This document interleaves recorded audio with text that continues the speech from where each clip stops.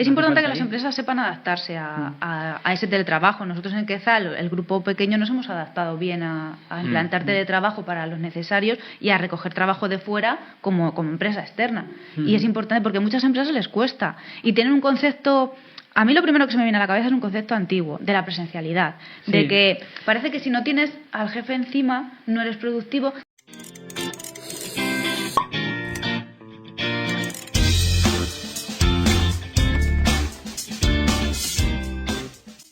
Bienvenidos un día más a esta sección del podcast de Quetzal, Futuro Sostenible, en el que me acompaña Belén, una habitual aquí, y Andrés, que también es habitual en esta sección, así que estamos los tres habituales. Sí, siempre somos los mismos. A ver si se anima alguno. Sostenible, a ver si hacemos un día una mesa redonda.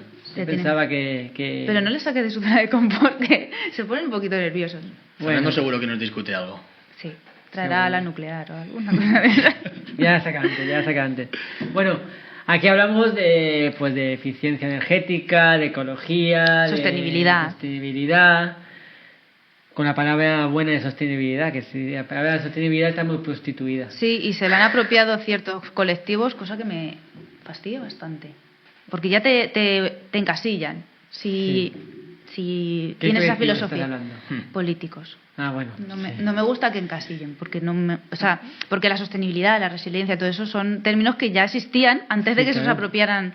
Y del otro sector también, o sea que... Sí. No, es decir, ahora mismo está muy prostituida. Está muy prostituida, sí, no has podido definirlo mejor. Y hoy vamos a hablar de un tema que nosotros aplicamos aquí en Quetzal, en ciertas personas, quien quiere, y está de orden del día. Cuéntanos, Belén. Pues hemos pensado hablar de teletrabajo, que es una herramienta que muchas empresas y instituciones y sectores utilizan, sobre todo a raíz de la pospandemia, pero ya existía. Yo en realidad teletrabajé antes de la pandemia, no de que implantaran el teletrabajo, sino de que hubiera virus. De que se llamara así, a lo mejor. Se llamaba teletrabajo, porque había grandes empresas que ya lo implantaban. A mí me suena que la Telefónica Movistar, ya lo implantaba hace tiempo en sus empleados. Pero empezaron como introduciéndolo un día en semana, vamos a probar, a ver qué tal, voluntarios. Muchas empresas grandes quedan 2 días estás en casa, 3 en la oficina. 3 en la oficina. Pero igual el término como tal se empezó a llamar masivamente, ¿no? En la oficina, en la pandemia, ¿no? Porque antes decían, no, yo trabajo en casa. Trabajo en casa, el teletrabajo, pero en realidad está bien dicho, distancia, o sea que está bien dicho. Pues para mí, y creo que compartís conmigo la opinión, es una herramienta muy eficiente, porque al final, siempre que se utilice bien, como todas las herramientas, o sea, si se utilizan bien, son eficientes. Y el teletrabajo, pues en función de depende de lo que pida la empresa, lo que pida, pues al final, si está bien empleado, el resultado del trabajo es eficiente, el resultado del tiempo es eficiente, el resultado de los recursos empleados en el teletrabajo es eficiente, y la versión fácil del teletrabajo es el ahorro de tiempo, el ahorro de recursos, pero distribuido, porque mucha gente dice, es que claro, la empresa se ahorra dinero, luz y material, pero lo paga el trabajador, o sea que al final es un traslado de recursos. No sé si realmente ha llegado eso a llevarse a cabo o no, que se comentaba, si tú teletrabajas, la empresa debería pagarte un porcentaje de la factura de la luz que tú has a mí eso me suena, pero no sé si está en el Real Decreto. Se dijo, pero yo creo que no se ha hecho nunca, pero no sé. Se dijo y se oyó muchísimo, porque también mucha gente a lo mejor no quiere teletrabajar porque le cuesta más dinero en su casa. Puede ser, ¿eh? O porque está más a gusto. Si estás en casa, estás solo. A mí me pasaba. A mí no me gustaba teletrabajar en mi otra. Al final también depende del tipo de trabajo. Estar con personas es importante. Yo cuando tengo que quedarme en casa, que me quedo varios días a la semana, a veces necesito después salir de casa porque tengo que tener contacto con gente que no sea mi familia. Claro. Hay días que estás todo el día en casa y dices, pero no sé ni qué tiempo hace fuera. ¿Qué pasa aquí? Y también una cosa que yo noto del teletrabajo como desventaja, y es la resolución de problemas o de dudas. Tú estás en la oficina y te surge algo y enseguida, Belén, Isaac, tú sabes esto, aunque interrumpas un poquito. Eso es algo que me pasaba a mí en el otro sitio y no me gustaba. Llamar, ahora no pueden, tal. Sí. Ya, bueno, ahora tenemos herramientas, que si los WhatsApp, que si ahora llamadas, que si tal, se puede medio solucionar, pero no es lo mismo. Claro, para si mí en persona es mucho más... es más rápido, es mucho más rápido. Eso era lo que a mí no me gustaba de sí, que claro, teletrabajo no significa solo trabajar en casa, porque a lo mejor si hay que nosotros, en una parte sí que puede ser teletrabajo, pero si tenemos que ir a obras a revisar o a comprobar lo que se ha hecho, el trabajo en distancia, claro. Tenemos que ir, ¿no? Si no, teletrabajo es que el trabajo de oficina lo puedes hacer donde quieras, ya sea en tu casa, en una habitación de hotel, o como sale ahí los brokers. Yo un curso de trader aquí desde mi piscina. Sí, ¿no? Bueno, yo no he trabajado nunca en la piscina, pero o reuniones en la piscina. Algunos sí se me han enfocado. ¿Sí? Sí. No reuniones, pero sí a lo mejor charlas o ponencias colectivas entre varios. Sí. Online, pues a lo mejor uno sí que estaba bajo el sol, en su porche o algo así. Sí. Cuando yo hacía, a veces que hicimos en Instagram el podcast con Luis Candela, el de conversaciones. Ahí en su balcón, ahí mirando al mar. Para mí lo importante, una de las principales ventajas del teletrabajo es el ahorro de tiempo para la persona que teletrabaja, en el sentido de tiempo laboral, tiempo que tienes que estar teletrabajando, porque hay muchos permisos remunerados o no remunerados que tienen derecho los trabajadores, como por ejemplo las horas médicas o los asuntos oficiales, que tienes que dedicar horas de tu jornada, o bueno, sí, depende de las citas médicas, y me parece que si estás cerca de tu domicilio, que tienes cerca al médico y tienes que irte 2 horas al médico, son menos horas las que faltas a tu puesto por la cercanía a tu centro de salud. No es lo mismo, yo que antes me tenía que desplazar 1:30 a la oficina y mi trabajo y mi médico y mi casa mi casa y mi médico estaban lejos, al final te ausentas más horas, el absentismo de una empresa crece, los números cambian, la eficiencia cambia, los resultados. Incluso también se puede hablar de la contaminación yendo al trabajo. Si tú vives, también otra ventaja. Yo tengo que coger el coche para venir aquí, o si estuvieras en Madrid, que ya es una locura, pues si estás en casa también tienes más tiempo para estar a las 8 en tu casa, te levantas, te arreglas y tal y ya está. Y que te levantas con otra cara. Si no contaminamos de coger el coche y demás. Y los desplazamientos, mientras sean necesarios, bien están. Pero si son innecesarios... Sí, nosotros en que está ingeniería, una cosa es el teletrabajo de los empleados de la propia empresa, ¿no? Que nosotros tenemos gente que está teletrabajando. Y otra cosa es la capacidad que nos da ahora mismo la tecnología de poder trabajar con gente de fuera. Eso es nosotros en que está ingeniería, que importante. hacemos muchos cálculos de eficiencia energética de proyectos arquitectónicos, de proyectos de viviendas, de edificios de obra nueva. Realmente tenemos clientes que son de Madrid... de Extremadura. Tenemos gente de diferentes sitios de España, que arquitectos normalmente, son arquitectos de los clientes estos, que nos contratan porque no hace falta que estemos allí. Ahora mismo estamos trabajando para ellos, no tenemos que estar en su oficina haciendo el cálculo. Es súper importante. Nos manda la información y podemos hacerlo. Y puedes contar con profesionales de otro sitio que no se puedan desplazar, y necesitas ese perfil o ese ingeniero o ese arquitecto que por circunstancias personales no se puede desplazar, pero te hace un trabajo. Te resuelve las dudas. O busca, a lo mejor sí que podrían conseguir a alguien, pero que no tiene experiencia, no tiene capacidad. Puede contratar, por ejemplo, una empresa como nosotros, que tenemos experiencia de muchos años calculando certificados energéticos con Joule, con CITEC y tal, y hacérselo, porque son obras nuevas, es sobre plano. Otra cosa es te mandan la información. Si tenemos que hacer una visita para hacer un control, pues hay que hacer una visita para hacer un control. Si tenemos que hacer una visita para hacer un certificado para la rehabilitación energética, pues hay que hacer una visita para hacer el certificado de la rehabilitación energética. Pero en un papel, en un proyecto, podemos hacerlo de donde sea. Es importante que las empresas sepan adaptarse a ese teletrabajo. Nosotros en Quetzal, el grupo pequeño, nos hemos adaptado bien a implantar teletrabajo para los necesarios y a recoger trabajo de fuera como empresa externa. Y es importante porque a muchas empresas les cuesta y tienen un concepto... A mí lo primero que se me viene a la cabeza es un concepto antiguo, de la presencialidad, de que parece que si no tienes al jefe encima no eres productivo, que también los hay, ¿eh? Ojo que yo he sido víctima de tener que teletrabajar el doble porque la que teletrabaja no hace el trabajo porque no está en la oficina. También está el riesgo de eso, cuando teletrabajas, de trabajar de más, porque no ves...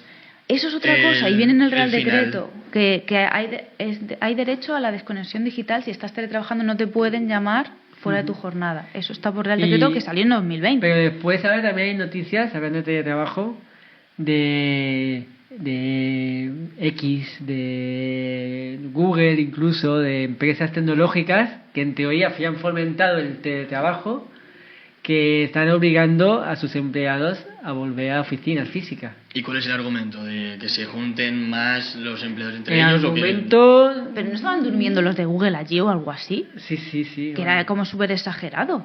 Sí, bueno, es que los de Google muchos viven en Silicon Valley, ahí en sus oficinas, en una furgoneta ahí y ya está.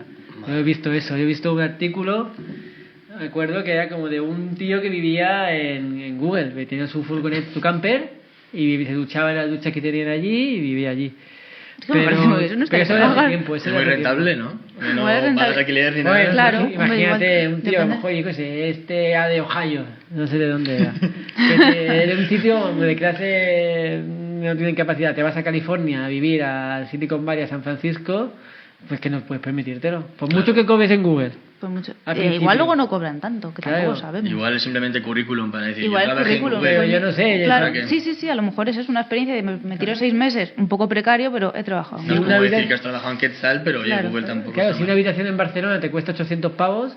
Es que estábamos a ese nivel, a lo mejor en San Francisco te cuesta 1500. Claro, es que no todo el mundo... Vamos. Pero bueno, aparte es otro tema. El tema es que es eso, que empresas tecnológicas se han obligado a volver a oficina, argumentando pues productividad, no sé qué historias. ¿Vosotros qué opináis de eso? En España pasó cuando lo de la pandemia, que se popularizó el teletrabajo, se pensaba que ya que la habían puesto, y en la administración, se pensaba que ya se iba a quedar, que iba a decir, pues mucha gente que se acostumbra al teletrabajo, muchas empresas han visto que no sale tan mal y se va a quedar, pero en el momento que ya se abrieron todas las comunidades y la desescalada y todo eso, se obligaron a volver en plan obligado otra vez a volver a las empresas. ¿Y cuántas cosas pensamos que iba a cambiar con la pandemia? Para mí no cambió absolutamente nada. No, quiero decir, hemos vuelto a la rutina. Lo que pensábamos, ¿no? Saldremos mejores. Sí, nueva normalidad y nada. Qué pena. Eso ocurre cuando, por ejemplo, estabas en el instituto y tenías la semana de exámenes. Y dices, voy a hacer un montón de cosas cuando terminen. En vacaciones haré de todo. Y luego ya en vacaciones no he hecho nada. Y pasan y dices, joder, ¿y mis planes dónde estaban? Pues la pandemia nos ha cambiado igual. Escala. De todas maneras hemos pasado muchas situaciones críticas a nivel humanidad, guerras o atentados, que también pensábamos que íbamos a salir... Bueno, alguna guerra sí que cambiaban cosas. Pero bueno, no fue una guerra, fue una cosa. Bueno, ahora estamos hablando de la pandemia, pero sí. La pandemia mucha gente equiparaba a una guerra, pero no tiene nada que ver. Pero me refiero que son experiencias traumáticas que te hacen ver la vida de otra manera y crees que vas a actuar. Sí, pero ya pasó en la crisis de 2008, vamos a refundar el capitalismo. Ah, sí, bueno, se ha notado muchísimo. Para mí la crisis de 2008 duró casi hasta 2019 para mí, porque madre mía, menudos años los de los 80 hemos pasado. Bueno, y extensión también. Sí, hay mucha gente que acabó la carrera en 2008 que no consiguió trabajo de lo suyo hasta... Yo acabé antes, yo acabé creo que en 2006... También me costó, porque pasé lo de las rodillas ahí entre medias. Y sí, si no conseguías nada más salir, empiezan a pasar los años, que pasan así, te lo digo porque eres joven, y yo me acuerdo que echaba currículums a empresas que ya ni existían porque habían cerrado todas. Sí. O sea, porque la crisis se cargó. Sí. Currículum, no, si es que ya no existimos, ¿eso está pasado? Claro, sí, a mí me ha pasado. A mí no me pasó, empecé un poquito antes, me cambié un poquito antes y no... Pero te lo montaste tú. No, pero eso fue después. En 2010, pero tú sí has sido empleado, o sea, asalariado, claro. De 2010 a 2010. Pero sí que hubo ciertos colectivos que sí, en 2008-2009, que yo sí que conozco gente que empezó a trabajar en la construcción, pero ya pedían algo de experiencia. Sí, mucha gente dejó de trabajar y no encontraba muchos aparejadores, arquitectos técnicos, empezaban a retirarse a la docencia debido a eso, que no encontraban un trabajo bueno. Y bueno, lo que estábamos hablando antes, te estaba diciendo tú, ¿no? La reducción del consumo de energía para llegar ahí por el tema del transporte. Eso también es una reducción de huella de carbono, ¿no? Correcto, bien enlazado ahí. Si quieres hablar de la huella. Me alegro que hagas esa pregunta. Esa es mi frase. A ver, la huella de carbono, que es algo muy interesante, realmente es una herramienta para poder cuantificar las emisiones que emitimos en la atmósfera y se hacen toneladas de CO2. Yo he investigado más la huella de carbono de organización, pero hay que decir que se puede calcular la huella de carbono de un producto, de un evento también o de un individuo incluso. Y de una página web. Yo encontré como una especie de simulador que te decía, tú puedes ver la huella de carbono de tu blog o de tu perfil de Facebook o algo así. Puede ser. Sí, igual es un poco expedito, pero igual. No sé, igual son datos orientativos. Aún queda mucho para ver hasta dónde puede llegar esto, ¿no? Pero sí que se puede hacer perfectamente de una web también.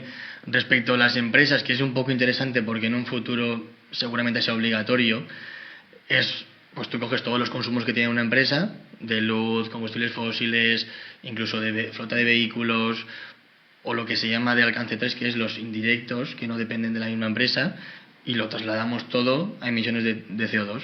Luego se comunica al ministerio y esa empresa tendría un sello como que ha calculado la huella de carbono. ¿Qué pasa? Que si tú la calculas durante 4 años y cumples una tendencia de reducir las emisiones, te dan el sello de calculo y reduzco. Y si aparte de eso no has conseguido minimizar al máximo, puedes compensar con proyectos de absorción de huella de carbono. Entonces estarías ya emisión cero. Y es muy interesante, la verdad, porque hay muchas leyes que te van a obligar a hacerlo, de exportación. Lo que te comentamos hace poco, ¿no? En una conversación con otras personas, es que incluso puede pasar que parece que va hacia allí los tiros, es que igual que se presenta un balance anual económico de la empresa, vayan a obligar a presentar un balance anual de huella de carbono. Entonces, es decir, el plan verde, eso que algunos políticos están tan en contra del plan verde, la Agenda 2030 y tal, pues va un poco también a esto, ¿no? A fomentar que se genere. Al final, los políticos, ¿no? Lo que hacen es, con una cosa que es buena para, en principio, el respeto al medio ambiente, sea cual sea tu ideología, es bueno para el planeta y para todos. Sí, ya tendrán que estar todos de acuerdo. Claro, seguro que no. Una cosa es que creas en el infierno invernadero o no creas en el infierno invernadero.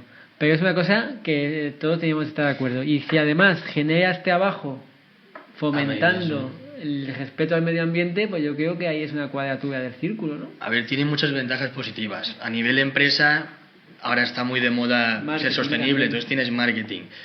Ahora qué pasaba pero ahí hay greenwashing ahí oculto, que hay gente que dice sí, soy súper verde, pero... Bueno, esto es una forma de demostrarlo realmente. Sí, claro. A raíz de lo que ha pasado de los tractores, hace poco que estaban parados ahí, en ello. Pues en Francia se implantó la huella de carbono para proteger un poco el mercado en ese sentido. Porque si la huella de carbono se puede calcular solo de los consumos que son cosa tuya, pero también de proveedores y demás. No quiero ser muy técnico tampoco. Pero si a ti te emites X toneladas para tener una naranja de Valencia a Madrid y de Marruecos a Madrid cuesta más y hay penalizaciones, la van a coger de Valencia. Claro. Es una forma de proteger el mercado también en ese aspecto. Claro, y la producción y en los empleos quizá también. Al final está todo enlazado. Sí. Pero como luego manda la economía y si es más barato... O sea, aunque sea más caro medioambientalmente, es más barato traerlo de Marruecos. No va por ahí si viene de Marruecos, vale. A lo mejor vale. Pero si viene de Chile, ¿no? Claro. Si viene de Sudáfrica... No, pero que si hay penalizaciones porque tú has emitido más, entonces ya dejará de ser más barato. Claro. A lo mejor. Había un producto, no me acuerdo cuál, que hicieron un estudio de una cosa que fabricaban en Chile. Después, o en Taiwán, no sé, por Asia. Es como que hacía el viaje, se iba de Chile... o de Taiwán a América, a Chile, después se volvía a Europa y lo terminaban vendiendo en no sé dónde, en África. Lo que es el producto. Es el producto, porque si el embalaje venía de no sé pero que estamos hablando que eso es una locura. Y después una cosa que me he fijado en este sentido, también la huella de carbono de los editoriales de libros, sobre todo de cuentos, de los cuentos de cartón, de los álbumes. ¿Sí? Tú mirar si te interesa, cuando vayas a la librería próximamente, los álbumes ilustrados que son como no de página, son 50 pluma o cosas así. El 90% están made in China. Claro. Pero las editoriales no los imprimen aquí, no tienen imprentas en España que te hagan. Y yo le pregunté, oye, ¿por qué lo imprimes allí? Y me dije, nosotros al final buscamos y conseguimos encontrar a un chico que ha escrito algún cuento de estos. Buscamos en toda España y al final conseguimos encontrar, pero es muy difícil encontrar productores aquí. Es más fácil mandar el diseño, te lo imprimen y te lo traen. Es que es muy fuerte, pero que va en barco hasta aquí más barato. Fíjate, Sí, pero a lo mejor medioambientalmente es una patada al planeta, porque al final, pues todas las especies invasoras que entran, el agua de lastre, todo eso porque viene en barco y eso es atentar contra el océano, que sufre un huevo. O sea, que al final sí... Y lo que comentaba antes Isaac, también es que tú puedes pensar lo que quieras. Yo he hablado con gente haciendo verificación de la huella de carbono y decir, mira, esto hay que hacerlo, pero soy geólogo y para mí la Tierra tiene no sé cuántos millones de años y han habido niveles de CO2 más altos. Yo digo, bueno, yo tampoco sé, no estaba. Pero, ¿qué más da si es verdad o es mentira? Lo que estamos haciendo es bueno, ¿no? Pues claro. Aunque realmente el cambio climático solo lo hayan inventado, pero esto no va a hacer daño a nadie. Cuando había más nivel de CO2 no había vida humana. Claro, eso igual no lo dijo, solo había piedras. O sea, a lo mejor solo había piedras. Otra biodiversidad. Es que el asunto es ese, el asunto es un poco lo que estabas hablando de ahí, se me ha ido. Lo de esto, el cambio climático le falta mucho para... Primero, el cambio climático, la primera vez que se habló de él, no se llamaba cambio climático. Se llamaba calentamiento global. Correcto. Y en una limpieza de nombre, en un eufemismo, utilizaron cambio climático. Claro, porque al final los cambios climáticos son evolutivos, siempre hay. Y aquí estamos hablando de cambio climático, tenía que seguir la segunda parte, por efecto del hombre. Exacto, claro, igual estamos hablando claro que el calentamiento global es un efecto del cambio climático por efecto del hombre, claro, el antropogénico es el que... Sí, a ver, a mí no me para nada de salir en el Google la señal lo de el efecto de las posibles glaciaciones que puede ver por la rotura de las corrientes oceánicas en el norte.